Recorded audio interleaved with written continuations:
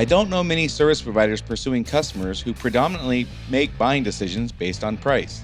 In fact, every service provider I know explicitly says they prefer not to attract those customers. They want to be the Nordstrom of their industry, offer premium service, and collect premium dollars. And I get that. And yet their messaging to their employees is about providing value to the customers. Nordstrom doesn't talk about value, Walmart does. Walmart customers do make their decisions largely on value and price. Today we're going to talk about that disconnect. Running a service business can be hard. It is not unusual for business owners in industries like contracting, home repair, auto repair, business-to-business services like janitorial, IT and accounting, and many others to feel overwhelmed by all the priorities facing them at any given time. Between addressing the needs of the customers, managing the employees, figuring out the financials, and getting processes in place, feeling like you're making significant progress on your business journey can be difficult. Welcome to Service Industry Success, hosted by Brian Harding. Each week, Brian will look at real-world strategies for building the business you are dreaming of, while also sharing tactics to get through some of the most frustrating parts of business ownership with a lot more ease. Let's get started. Of course, there are companies employing a model where they can provide the lowest cost option to their customers while remaining profitable. I would definitely not tell anyone who's willingly and successfully doing that to stop. This is not about convincing somebody to change their business model. Today, I want to talk through the confusion that can result from a company openly, or at least to their staff, saying they don't want customers who make their buying decisions predominantly on price, and they don't want those customers because they want to charge a premium, and they promote themselves as providing tons of value. Those are the folks I want to talk to today. That providing tons of value part, that works fine on the external messaging. I doubt many customers looking to get their carpets cleaned would respond well to an ad suggesting the customer is going to buy a carpet cleaning experience. That probably wouldn't make a lot of sense in that context. Providing solid value makes perfect sense in that messaging and marketing context. However, messaging to the employees that stresses providing premium value to the customers is not only confusing by definition, but it can also exacerbate a problem we're already up against. Just to make sure we are being clear, I think it will help to define a couple of terms. First of all, the term journey. You're going to hear me use this word today, and I use it in other episodes. This is the time from beginning to end that a customer will be interacting with us while we go through the entire process of fixing their problem, whatever it is. From the time they pick up the phone to book the appointment, to the time we do the final walkthrough, collect final payment, they pick up their stuff, whatever the final step is in our process of solving their problem, that beginning to end is when I say journey, that's what I'm talking about. In a more detailed version, in a class, for example, and I'm doing much more detailed stuff than we do here, I would be talking about their journey from the time they see our ad to the time well after our business is concluded, where we want them to do things like leave us a 5-star Google review. But for today, I'm strictly talking about the time we answer their call to the moment we leave their house for the last time, or they come pick up their car if we're in an auto repair shop, or we collect final payment, whatever that final thing is. That's when I say journey, that's what I'm talking about, from beginning to end. When I say experience, I mean to go through or live through a series of emotions, feelings, and thoughts and reactions, positive or negative. This is not a definition I found in a dictionary. This is what I'm referring to when I talk about our customers' experience with our company. What they go through or live through, again, this series of emotions, feelings, thoughts, and reactions. Value. Now, this is an actual definition. There's a few of them here. So when I look up the word value in a dictionary, an online dictionary, here's one of the definitions I got. An amount as of goods, services, or money to be a fair and suitable equivalent for something else. In other words, is the knowledge, expertise, labor, parts, as well as the materials, units, and components I received equal to the money I'm trading in exchange. This money is equal to that which I received in exchange. That's kind of how we look at it. Like, I'm giving you this money, and that's equal to whatever I got in return. Another definition was the quality, either positive or negative, that renders something desirable or valuable. So value is that quality. Another one still was the properties of a thing by which it is rendered useful or desirable. In other words, worth and importance. And there's yet another definition of value. An alternate definition of value is something like bargain priced. The opposite of a premium product is a value product. The opposite of a growth stock is a value stock. There's a thrift store with over 300 locations across the United States called Value Village. So if things are bargain priced, why would they be so? Well, they haven't sold. They're in excess. Costco bought 10,000 of these things, only 1,500 sold. They have 8,500 left. They're going to have those in the value bin, for example. So they're deemed not to be desirable by a lack of interest. Another reason they could be value priced would be they have defects, like shirts with one sleeve longer than the other by an inch or something like that. And so they're appropriately discounted for those who have the lower standards or an interest in fixing the item themselves. Shirt's supposed to be $100. One sleeve's longer than the other one by an inch. I can fix that. I can buy their shirt for $12.99 and be happy. Another reason things would be marked down or bargain priced or value priced is we've gone past the time of their usefulness. Christmas cards, for example, are pretty cheap after January 1st. They're not as useful anymore, so they're value priced or bargain priced. So by this definition, providing a premium value, a quote unquote premium value, is an oxymoron. If it's premium, it's superior. If it's value, it's not superior. But this term premium value is something I'm hearing more and more and more. And this is kind of where we begin to expose where the problem could lie and where we may be fueling problems with our talk of providing value. When our technicians hear about providing value, they are operating under the pretense that the customer does or should place a high amount of worth and importance on their knowledge, skills, and abilities. So they hear value and they're thinking importance. Worth and importance. My knowledge, my skills, and my abilities have a superior worth. But oftentimes this is not in alignment with reality. For example, if you're not in the car repair business and you've not recently had a problem with your car, how much thought did you put into your car's transmission working today? Or the expertise it must take to fix that broken transmission if it breaks? If you're not in the computer business or you haven't recently had a problem with your computer, how much thought and appreciation did you spend today thinking about your computer working properly? Or how much appreciation do you have today for the expertise it must go into fixing a broken computer? How about your deck at home, if you have a deck outside your house? Or your favorite couch or chair? Or your water heater? Or your piano? Or all these things that we have around us that we don't think about ever throughout the day until they break. This is how our customers feel about our service that we provide. And we don't like it. Our technicians really don't like it, but this is reality. If we are in the transmission repair business, it would be unreasonable to expect that our customers have a zeal for our expertise in fixing transmissions. What they have a zeal for is their life getting back to normal. If we're in the plumbing business, it doesn't make sense for us to carry on as if our customers have a great appreciation of our expertise in fixing things. They haven't thought about their water heater in 7 years, probably. Same thing if we're an electrician or an HVAC tech or carpet cleaner or whatever it is we do. It's quite common for our technicians to overestimate the real appreciation or the amount which can be attained for the service we provide, for the skill that it takes to fix whatever we fix. Again, the average person driving down the road today, however many billions of cars are on the road, the percentage of them who are thinking about the expertise it takes to fix their transmission when it breaks is probably really close to zero. It might be somewhere between zero and what's a transmission. It's really low. The same applies to us. It's not uncommon for highly skilled individuals to assume that people should place a higher amount of appreciation for their knowledge and skills than is realistic. Now, this is not a comfortable conversation for us to have with our team. In many cases, we all always also think that our industry is different. Yeah, but Brian, you don't understand.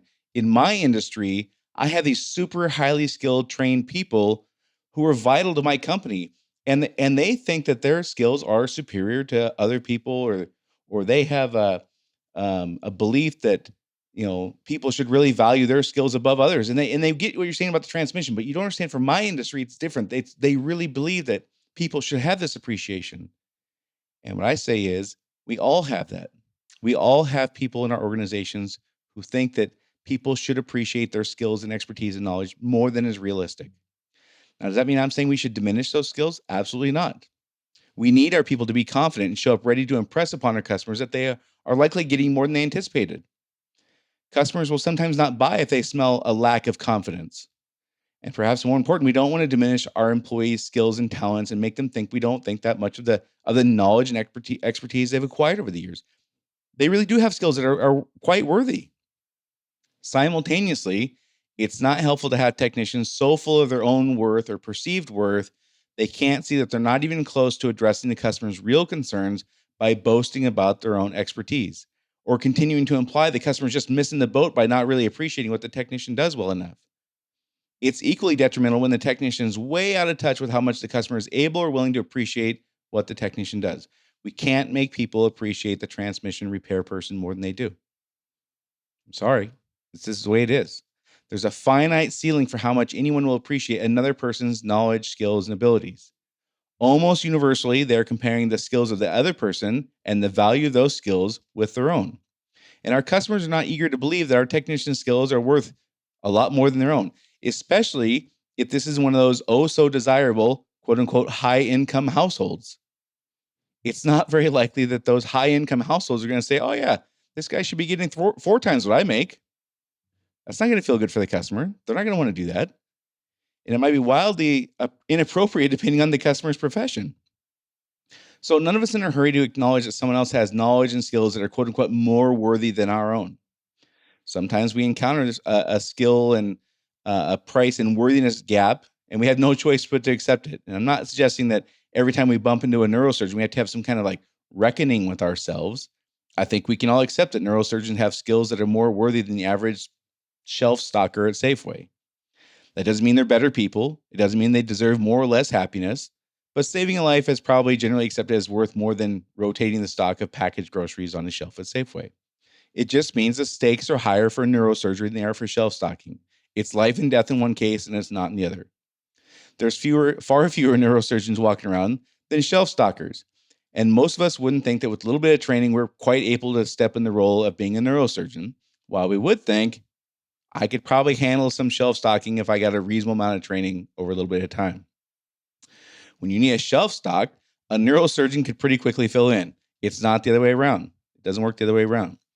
So when we're talking about assigning worthiness in part based on scarcity, or when we are talking about assigning worthiness, in part we're talking about scarcity. How many or how few of these people are there?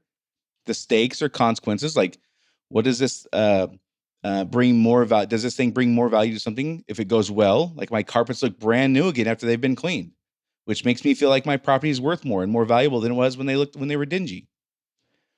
People also think about what is the risk if something goes wrong, like like a person's life ending in a neurosurgeon's case. Each individual's ability to appreciate, based on their own life experiences, what it takes to become proficient in that craft or trade is taken into consideration. We just have to accept that when buyers are assessing their relative value to a service provider, part of that calculation, like it or not, is how many hours or what amount of activity does it take to produce the amount of money this is going to cost. The value I'm getting is in dollars. I'm giving you something in dollars. It takes me X amount of hours or whatever it is to generate that kind of money. Therefore, there is that subconscious calculation going on there. Part of the assessment is how scarce this skill set is. Plumbers, for example, spend more money to advertise than any other industry except attorneys. So you can't market yourself as a scarcity if you're in plumbing. It just doesn't work that way. And of course, the customer is weighing the stakes. If I get this done by a cheaper, lesser skilled person, what's the risk? And sometimes when we talk value, that's what we're really talking about. They also think how often, based on their own experience, are these kinds of skills really worth what people charge for them? Now, in their own life experience, sometimes people have charged too much and they go, that wasn't worth it. And sometimes they go, yeah, they charge a lot, but it was worth a lot. So when our customers hear our technicians speak in terms of value, they may be thinking things like discount, defective, undesirable, less than premium, those things we talked about earlier. I would rather not teach my technicians to speak in terms that are often equated with low quality and undesirable products. That may have the opposite effect of what I would want. It may cause the customer to place less worth in what we're selling than more. So it depends on who your client is. As I said in the beginning, there's a ceiling on how much a person can appreciate the worthiness of another person's knowledge, skills, and abilities. However, there's a much higher ceiling on how much a person will appreciate how much you make their life easier and better. In general, there's limited room to move a person's appreciation of the technical or direct value. You can move it for sure, but it does have a limit. There's much more room to move a person's appreciation of the experiential or indirect value we are providing. Developing a stellar reputation for fixing broken thermostats correctly will not pay as well over the long haul as developing a stellar reputation for providing complete peace of mind to your customers. So we can talk value externally in our marketing because we believe, our customers will hear something like fair price, like a fair exchange, a reasonable exchange of money for goods or whatever. But internally, we'd better be talking experience if we're wanting to charge a premium. If our technicians are not aware that the quote unquote premium in our premium pricing is directly correlated to the experience we are providing, we are in trouble. You can have a crummy experience at the DMV and still get your driver's license. You still get the technical problem resolved. My license was expired. I walked out with it. It was a terrible experience. I still got my driver's license. You cannot have a great experience at the DMV without getting your driver's license renewed. The great experience implies the technical problem was resolved. So, because our technicians often believe people appreciate their technical ability more than they really do, people almost universally appreciate the positive impact of their lives on their lives our technical ability brings, not the actual ability itself. If our employees don't understand that basic premise, we need to work on that immediately. It's not the skills that they appreciate, it's the benefit to their life that they appreciate. Here's what the customer thinks: I'm cold. I don't want to be cold anymore. Your expertise solves my being cold problem. Awesome. But if it wasn't you, it would be another person who would solve my being cold problem. It doesn't make you special. It means this exchange of money for a solution is fair and there's value. What we want the customers to think is, these guys really respected me and my property. These people really get me. They made this all about me. I have complete peace of mind. I trust these guys completely, and I know they took care of me. The things we want come as a result of the customer thinking we put them first. When we are focused on our technical abilities, when our technician is standing in front of them talking about, I had this certification and I have this many years in experience and I have this amount of extensive training, we are focusing on us. Well, unfortunately for us, the customer doesn't care about us. The customer cares about them. Next thing is, there's a ceiling for how much our customers are likely to start their journey with us, appreciating our knowledge, skills, and abilities. Yes, it can move 100%. You can absolutely get on site and demonstrate that, wow, this person knows more than I would have expected. But there's a limit. And there's also almost always a gap between how much the customer appreciates our knowledge, skills, and ability versus how much our technicians or revenue producing employees think they should. We don't think about our phones and our internet until they stop working. Same with our transmission, same with our piano, same with our water heater. If it's broken, we care. If it's not broken, we just don't. I'm sorry, this is just how we're wired. When we're talking about providing a great experience, the quality of the workman and the craftsmanship is implied. When we talk value, those things are not implied. When it comes to wedding dresses, you know who has to talk up quality? Kohl's, Marshall's, the local wedding dress warehouse. You know who doesn't talk about quality? The super high-end wedding dress shop. They talk customer experience. The quality is implied. They talk about understanding what really matters to the bride. They talk about making it all about her and giving her peace of mind and making sure she doesn't feel foolish about not understanding any part of this process. Don't worry, we got you. We're going to take care of you. We're going to put you first. We're going to handle all your needs. You don't have to worry about a thing. They do not talk about the thread. They do not talk about the fabric. The quality is implied. If we want to be able to charge a premium, the money in the premium is in the premium experience, not the premium technical skills. If we're screaming about how we have the best plumbers in town and we have the best solar people in town and we have the best carpet cleaning people in town, what do you think our competition's saying? You think they're saying, oh yeah, those guys are right. They're way better than us. No, they're saying the exact same thing. No, we're better. No, we're better. And what does the customer hear? You're all the same. So for most of us, the customer's appreciation for our skills will go to zero within a day or so at the most after we've left the house. They expect the HVAC system to work. They expect the air conditioner to work when you're done. They don't even think about the air conditioner until it's broken. You can't make them appreciate that more than they do. What they will remember, though, is how we made them feel. They will remember the experience. That they will appreciate and remember for years. You can change their expectation of the experience. So if you leave their house from fixing their air conditioning unit at noon, by 4 o'clock, they don't care anymore. They're just happy their house is cool again. If you do a great job and provide a great experience and you leave at noon, they will remember that 7 years later. There's a massive difference in that. If you don't believe me, like take a look at the reviews in any industry. Of course, start with yours, but look at any industries. I would say that less than 10% are about the technical skill. Are you going to get the ones where it says something like, I had 4 companies come out, nobody could figure out till this guy did? Absolutely. Those things are going to exist. Is that the majority of them? Absolutely not. Well over 90% are about how we made them feel special. They were out here quickly. They did a great job of making us feel comfortable and peace of mind and all these things that we want. If I'm selling a football with Tom Brady's autograph, I'm emphasizing the signature, not the quality of the football. So more on that in a minute. First, if you're reluctant to have conversations with your team about topics like this one, because you're not confident you know the best strategies and tactics to get the results you want, pick up a copy of my book, Service Industry Success, just like the podcast, Service Industry Success. This book takes a deep dive into leadership ideas, strategies, and tactics that have worked for me for many years. It's primarily for business owners who are afraid to hold their employees accountable out of fear they will leave, and who want to develop strategies and tactics to hold their team accountable without feeling like a jerk.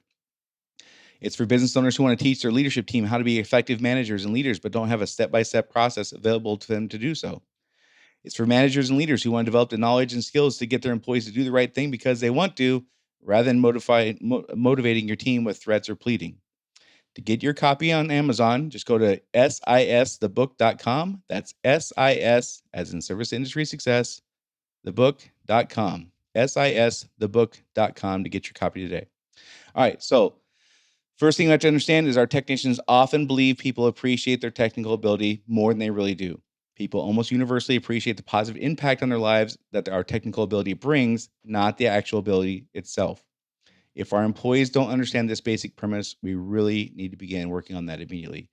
Because if our employees can't get to recognize that it's all about the customer and the customer really appreciates the benefit on their life, not us and our skill, because if we didn't fix it, the next guy would, we're going to struggle with all these other things when we talk about customer service and all these other things. We have these ongoing unproductive conversations like, why don't they get it? This is part of the reason they don't get it. Here's what the customer thinks. I'm cold. I don't want to be cold anymore. Your expertise solves that problem. Awesome. But if it wasn't you, it would be somebody else. It doesn't make you special. It means this exchange of money for a solution is fair. There's value. What we want them to think is, these guys really respected me and my property. These guys really get me. They made this all about me. I have complete peace of mind. I trust these guys completely, and I know they took care of me. The things we want come as a result of the customer thinking we put them first. When we are focused on our technical abilities, our certification, our years of experience, our extensive training, we are focusing on us. I'm sorry, the customer doesn't care about us. They care about them. There is a ceiling for how much our customers are likely to start their journey with us, appreciating our knowledge and skills and abilities. Yes, it can move, but there's a limit. There's also almost always a gap between how much the customer appreciates our knowledge, skills, and abilities and how much our technicians or revenue-producing employees think they should. There's no question. When we're talking about providing a great experience, the quality, workmanship, and craftsmanship is implied. When we talk value, those things are not implied. That's why I'm reluctant to talk value in the context I'm hearing it sometimes. When we talk value, those things, the quality and stuff is not implied. Again, if you're buying wedding dresses, you know who has the top quality? Kohl's and Marshall's and the local wedding dress warehouse. The people who don't talk quality is the super high-end dress shops. Those things are implied. Those people talk about making it all about the bride and giving her peace of mind and making sure she doesn't feel foolish and making sure that she knows that they really understand what matters to her today because it's her day. If we want to be able to charge a premium, the money is in the experience, not the technical skills. The technical skills are given. Yes, you have to have them. I'm not saying don't train technical skills. You have to have them. But that just gets you par. That doesn't get you to premium. So for most of us, the customer's appreciation for our skills has gone to zero within a day or so at the most, sometimes a couple hours after we leave their house. What they remember is how we made them feel. They remember the experience. So take a look at the reviews of your industry. See what I'm talking about. Again, if I'm selling the football Tom Brady's autograph, I'm emphasizing the signature, not the quality of the football. All right. Don't forget to go to sisthebook.com today. Get your copy of Service Industry Success. Also, subscribe. If you haven't subscribed yet, hit that button, subscribe. It takes like a half a second. Punch that button. Share this podcast with a friend or colleague who's a business owner in the service industry. I really appreciate that. And if you haven't yet, please give us a rating review. If you could spare a couple minutes, that's how we grow this thing. Listenership is going off the charts lately. Thank you guys very much for sharing. I sure appreciate that. And that's it for this week, and I'll see you all next week.